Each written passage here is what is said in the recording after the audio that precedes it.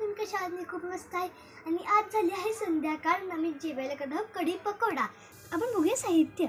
2 चमचे बेसन पीठ, अर्धा चमचा हळद, थोडंसं हिंग, जिरं मोहरी, लसूण, मिरचीचा ठेचा आणि कढीपत्ता थोडेसे आणि कोथिंबीर.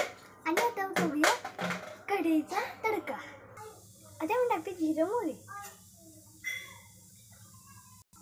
आता नाही का जिरं मोहरी तडतडली. आता आपण टाकूया लसूण. नंतर आपण टाकूया मिरचीचा ठेचा. आता आपण टाकूया ह्याच्यामध्ये कढीपत्ता. आता आपण टाकूया हिंग. आता आपण टाकूया हळद आणि ते सगळं हे हलवून घेऊया. आता आपण टाकूया ताक.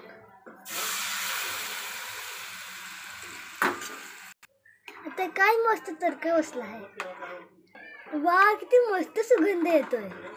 ह्याच्यामध्ये तुम्ही पाणी घालून ऍड करून चांगलं मिक्स करून घ्यायचं. त्याच्यामध्ये टाकूया हे आहे जे बेसन पीठ. आपण त्याच्यामध्ये पाणी ऍड केलं आहे. यामध्ये आपण 1 चमचा मीठ ऍड करूया. आता चांगलं मिक्स करून घेऊया.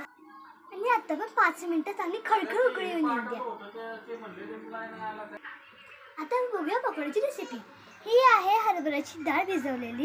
आता आपण बघूया याच्यामध्ये लागणारे साहित्य. 1 चमचा मिरचीचा खरडा. हा आहे आपला लसूण. आता टाकूया आपण जिरं. ही सगळी कोथिंबीर. आता आपण हे सगळं मिक्सरमध्ये बारीक करून घेऊया. आता आपण थोडंसं पाणी ऍड करूया. आता आपलं डाळीचं पीठ झालं आहे मस्त. आता आपण मीठ टाकूया. आता आपण टाकूया अर्धा चमचा हळद. आता आपण चांगलं हे मिक्स करून घेऊया. फ्रेंड्स, आपलं बॅटर तयार झालेलं आहे आणि आता आपण हे टाकूया. चलो आता वडे करूया. फ्रेंड्स, आपली बघून आता पकोडी कसली मस्त ब्राऊन झालेली आहे. आता आपण प्लेटमध्ये काढून घेऊया. वाव, किती टेस्टी आहे. आपण टेस्ट करूया.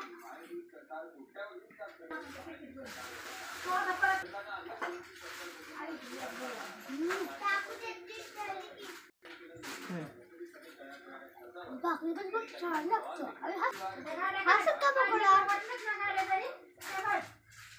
मला अशी छान दिसत. लाईक शेअर सबस्क्राईब नक्की करा. Bye bye. भेटूया पुढच्या ब्लॉगमध्ये.